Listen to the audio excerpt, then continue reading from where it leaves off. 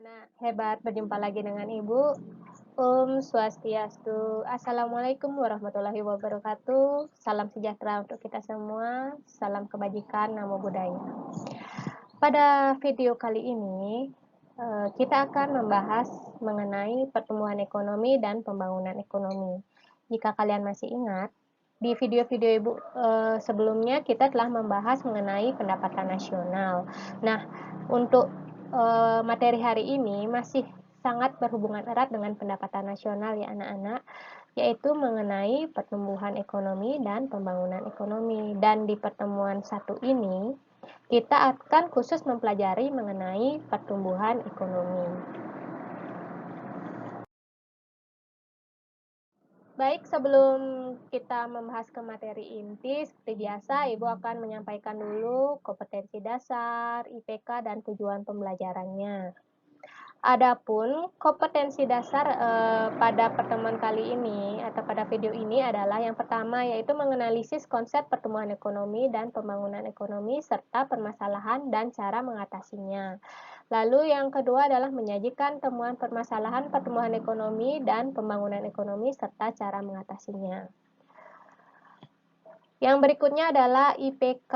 Nah, IPK-nya di sini yang pertama menyebutkan pengertian pertumbuhan ekonomi, lalu yang kedua menjelaskan teori-teori pertumbuhan ekonomi, yang ketiga mendeskripsikan cara mengukur pertumbuhan ekonomi, yang keempat menganalisis faktor dan yang mempengaruhi pertumbuhan ekonomi, serta yang terakhir adalah mempresentasikan temuan permasalahan pertumbuhan ekonomi dan cara mengatasinya.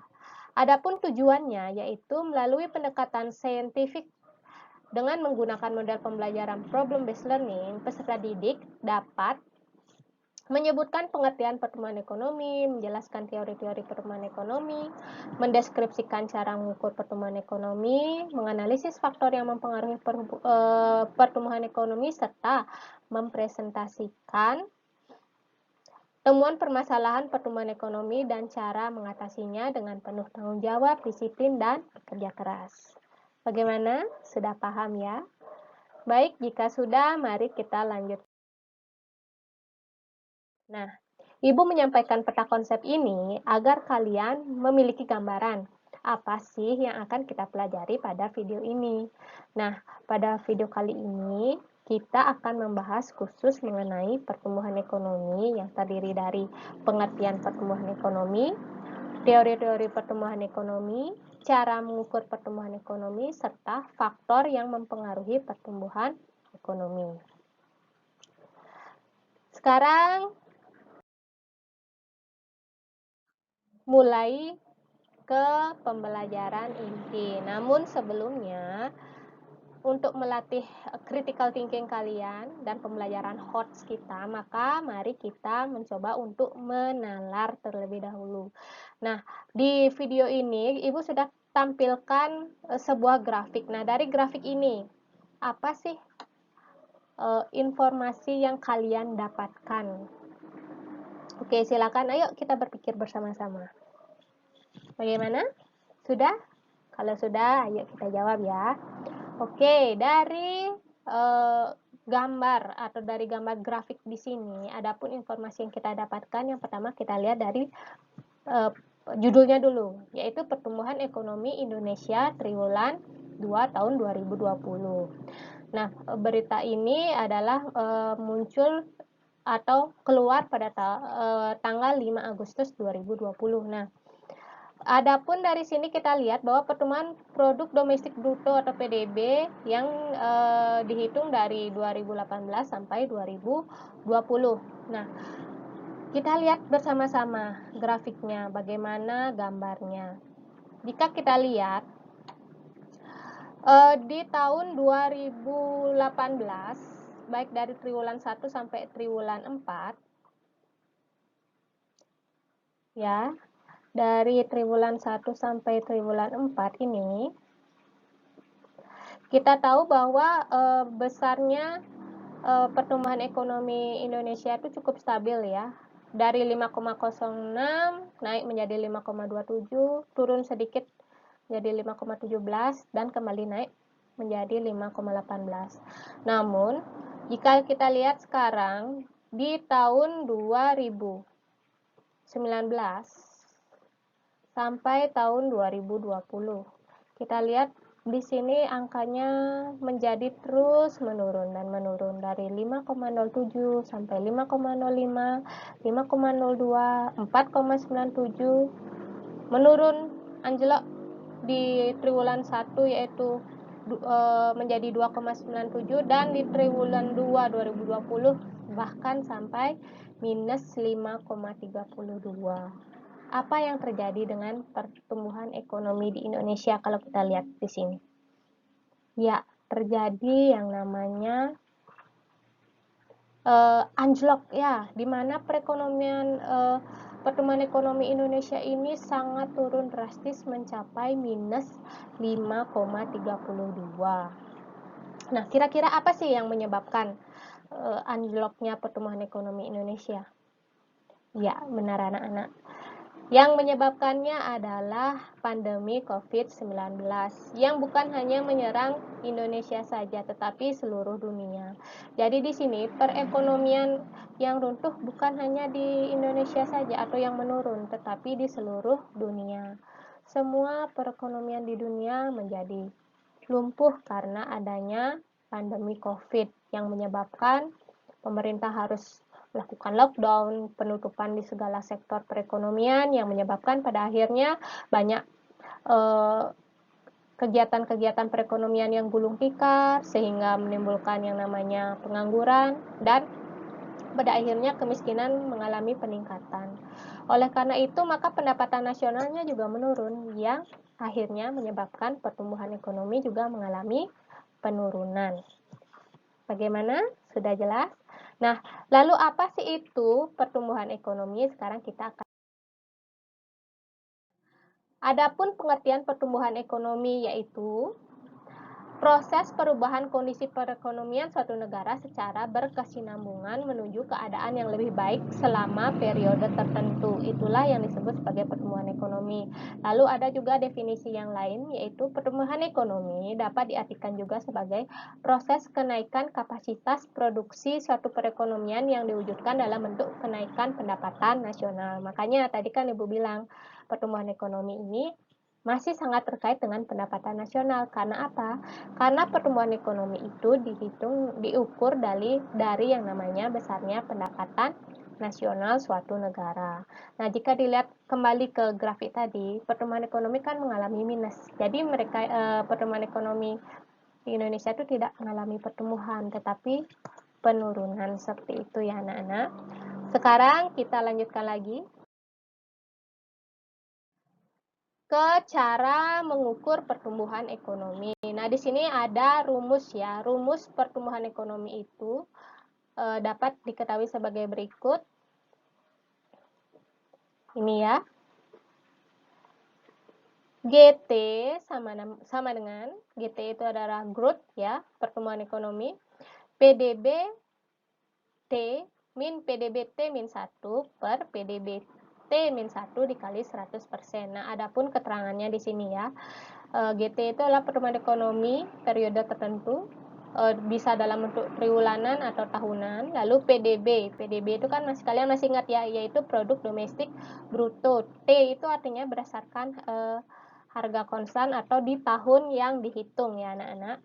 Lalu PDB T-1 itu adalah PDB satu periode sebelumnya, artinya sebelum periode yang dihitung. Misalnya yang dihitung itu adalah tahun 2019, maka PDB T-1 itu adalah periode tahun 2018-nya. Begitulah. Di sini sekarang Ibu berikan contoh soal. Misalnya, PDB real negara X pada tahun 2020 yaitu sebesar 1.450 triliun. Sedangkan PDB real tahun 2019 adalah sebesar 1.250 triliun. Pertumbuhan ekonomi tahun 2020 atas dasar tahun 2019 adalah sebagai berikut. Nah, di sini artinya yang ditanyakan kan pertumbuhan ekonomi tahun 2020.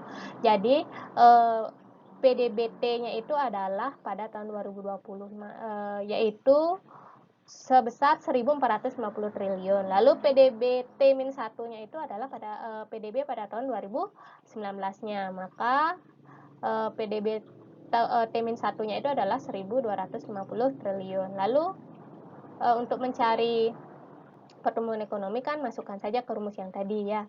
GT sama dengan 1450 dikurangi 1250 per 1250 dikali 100%. Maka didapatkan sebesar 16%. Nah, dari 16% ini, maka dapat disimpulkan pertumbuhan ekonomi negara X tahun 2020 atas dasar tahun 2019 adalah sebesar 16%. Artinya ada peningkatan pertumbuhan ekonomi sebesar 16%. Bagaimana? Sudah ya, gampang kok. Cara ngitungnya gampang sekali ya. Sekarang kita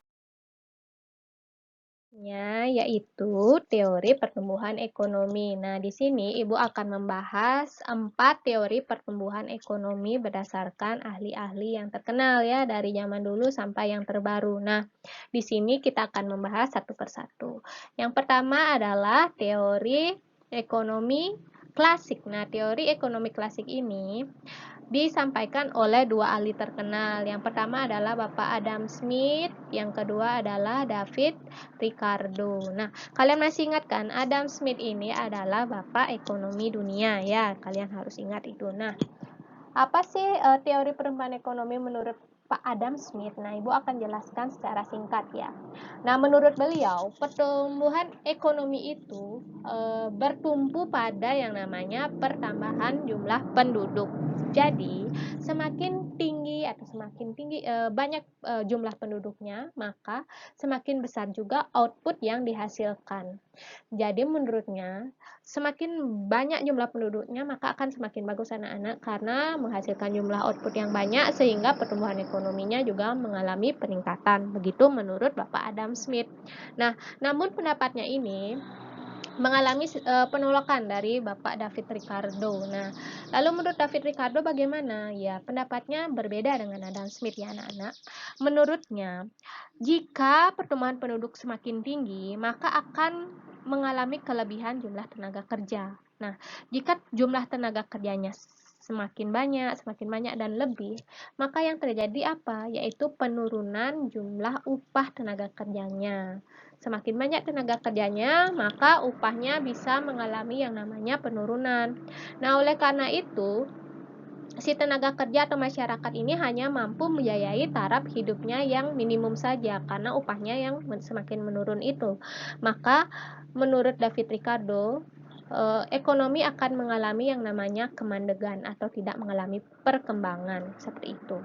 Lalu teori yang kedua adalah teori pertumbuhan ekonomi Schumpeter. Nah, apa sih teori pertumbuhan ekonomi menurut Schumpeter di sini? Nah, menurutnya pertumbuhan ekonomi negara akan terjadi apabila pengusaha mengadakan yang namanya inovasi. Ingat, di sini kata kuncinya adalah inovasi. Nah, inovasi dalam bentuk apa saja sih yang dimaksudkan oleh Schumpeter di sini?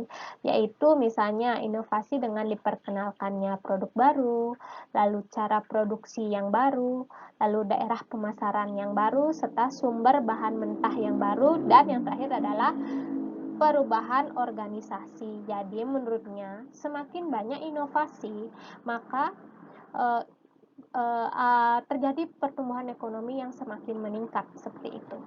Lalu yang teori yang ketiga. Nah, teori ketiga ini adalah disebut sebagai teori neoklasik. Nah, adapun tokohnya di sini yang Ibu tampilkan ada dua ya. Pertama adalah Robert M. Solow. Nah, ini biasanya dikenal sih teori Solow ya. Dan yang kedua adalah Harold Domar.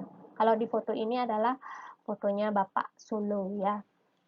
Oke, sekarang kita akan bahas yang pertama adalah teori dari Robert M. Solow. Nah, menurut Robert M. Solow, ada 3 faktor yang mempengaruhi pertumbuhan ekonomi, yaitu pertumbuhan modal, pertumbuhan penduduk, dan pertumbuhan teknologi. Jadi ada 3 di sini. Nah, tetapi dari ketiga ini menurut Solow yang paling terpenting itu adalah pertumbuhan teknologi. Sudah jelas ya?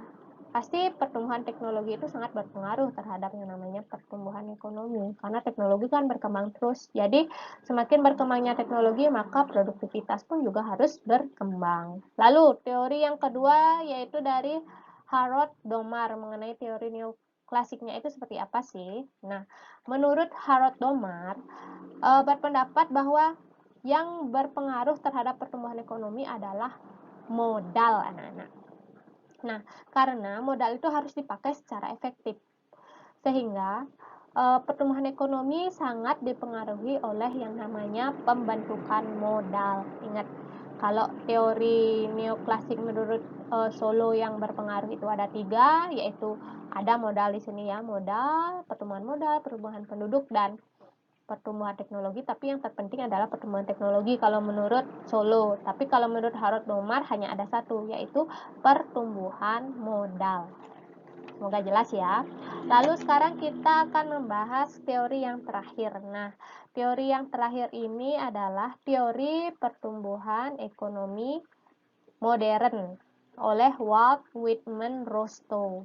Ini paling terkenal sih namanya adalah teori pertumbuhan ekonomi Rostow. Ini Bapak Rostow-nya ya, Pak yang ganteng. Nah, menurut Walt Whitman Rostow, pertumbuhan ekonomi itu dapat dibagi menjadi 5 tahap ya, dari bukunya yang berjudul The Stages of Economic Growth. Nah, adapun dari kelima tahap itu kita akan bahas satu persatu dulu. Yang pertama adalah tahap yang paling sederhana, yaitu masyarakat tradisional. Nah, tahap masyarakat tradisional itu dicirikan dengan apa sih? Nah, masyarakatnya itu artinya masih bersifat sangat sederhana, di mana kegiatan produksinya itu hanya untuk memenuhi kebutuhan hidupnya sendiri. Dan di sini belum menggunakan teknologi modern. Ingat, itu ciri-ciri untuk masyarakat tradisional. Lalu yang kedua adalah masyarakat pralepas landas. Ini kayak Bapak Rostow ini menyatakan seperti pesawat yang akan terbang, yaitu di sini pra lepas landas, sebelum lepas landas begitu maksudnya.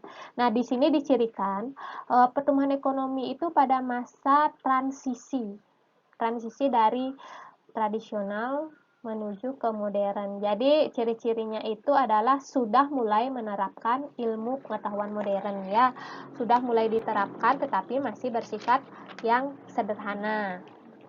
Lalu tahap yang ketiga yaitu tahap lepas landas. Nah, di sini ciri-ciri tahap lepas landas di sini adalah mulai adanya investasi.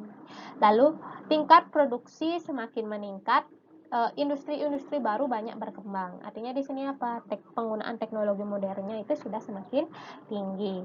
Lalu tahap yang berikutnya adalah dorongan menuju kedewasaan. Nah, di sini tahapnya ini dicirikan yaitu dengan ditandai dengan perekonomian yang tumbuh secara teratur. Artinya perekonomiannya selalu bertumbuh berkembang, serta lapangan usaha itu bertambah terus ya anak-anak, bertambah terus dan bertambah luas dengan penerapan teknologi modern di segala bidang. Itu untuk dorongan menuju kedewasaan.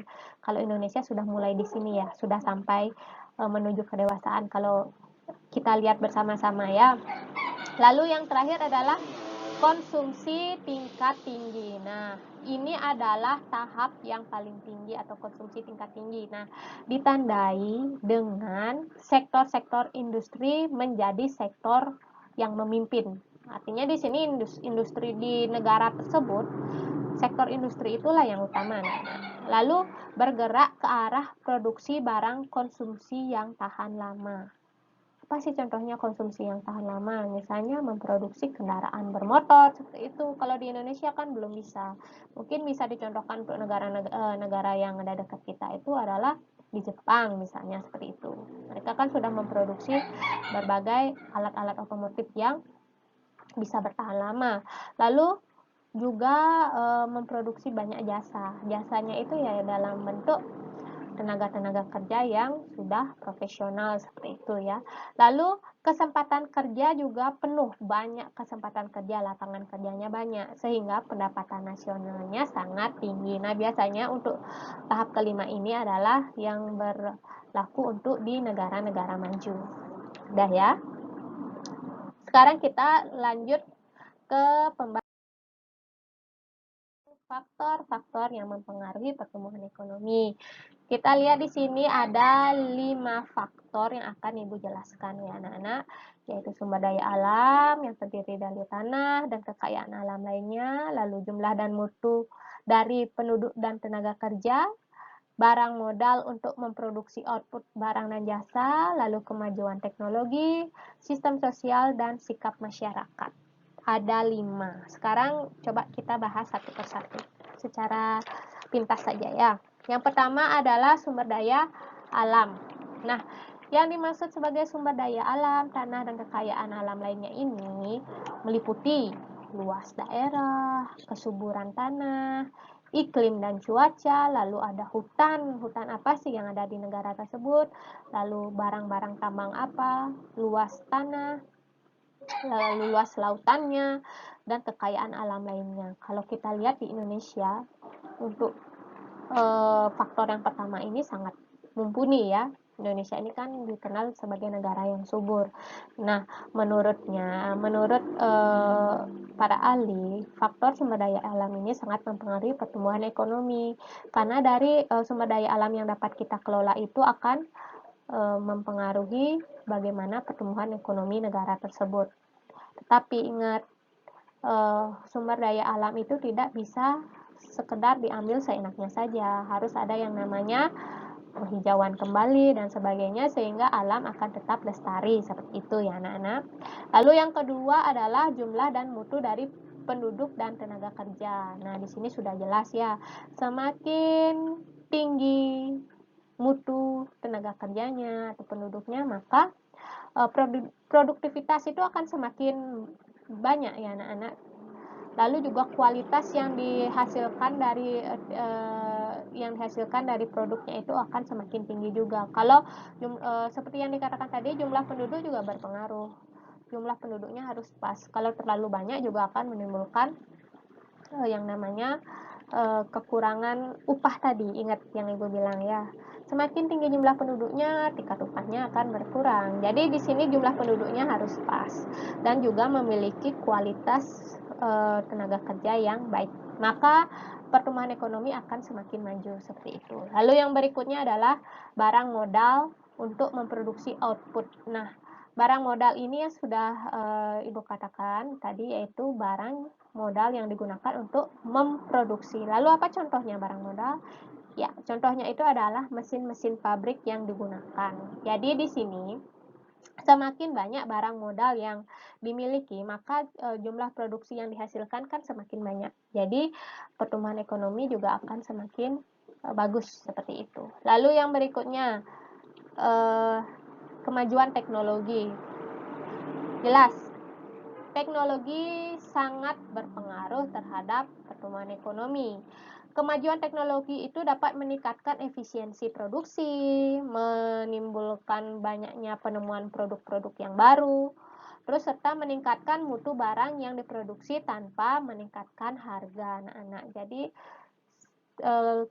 kemajuan teknologi ini sangat banyak memberikan kemudahan-kemudahan bagi para pengusaha sehingga pada akhirnya pertumbuhan ekonomi akan semakin bagus. Yang terakhir, sistem sosial dan sikap masyarakat. Nah, sistem sosial dan sikap masyarakat ini bisa berpengaruh positif, bisa mendukung, dan bisa juga menghambat pertumbuhan ekonomi. Ibu berikan contoh sikap masyarakat atau sistem sosial yang bisa menghambat pertumbuhan ekonomi dulu ya. Nah, Indonesia ini kan terkenal dengan banyak budaya dan kultur-kultur tradisionalnya. Nah, misalnya di negara yang di pedesaan yang memiliki sikap sosial yang masih primitif seperti itu ya, maka pertumbuhan ekonomi itu tidak akan berlangsung dengan gampang anak-anak, karena masyarakat tradisional yang primitif ini sulit untuk menerima perubahan, sulit untuk menerima yang namanya teknologi. Oleh karena itu mereka itu tidak akan menerima dengan adanya perubahan-perubahan menuju ke hal yang positif di bidang teknologi gitu misalnya, sehingga pertumbuhan ekonomi di daerah tersebut akan mandek atau segitu-segitu aja karena tidak ada perubahan. Berbeda dengan orang-orang atau masyarakat sistem sosial di daerah perkotaan. Nah, orang-orang daerah perkotaan kan pemikirannya itu open minded seperti itu ya anak-anak. Jadi mereka itu akan sangat dan mau menerima perubahan, apalagi perubahan teknologi, ada teknologi baru, mereka pasti akan senang. Dan orang-orang di perkotaan itu suka melakukan investasi namanya. Nah, oleh karena itu biasanya di daerah perkotaan pertumbuhan ekonominya akan jauh lebih cepat daripada di daerah pedesaan. Bagaimana anak-anak? Semoga kalian sudah paham ya mengenai faktor-faktor yang mempengaruhi pertumbuhan ekonomi, dan masih banyak faktor lainnya yang bisa kalian lihat di berbagai referensi. Itu hanya sekian yang dapat Ibu sampaikan mengenai khusus untuk pertemuan 1, yaitu tentang pertumbuhan ekonomi. Nah, semoga di kesempatan lain Ibu bisa membahas mengenai pembangunan ekonomi. Apa sih perbedaan antara pertumbuhan ekonomi dan pembangunan ekonomi? Baik anak-anak, semoga bermanfaat apa yang Ibu ajarkan di video ini. Sampai berjumpa lagi.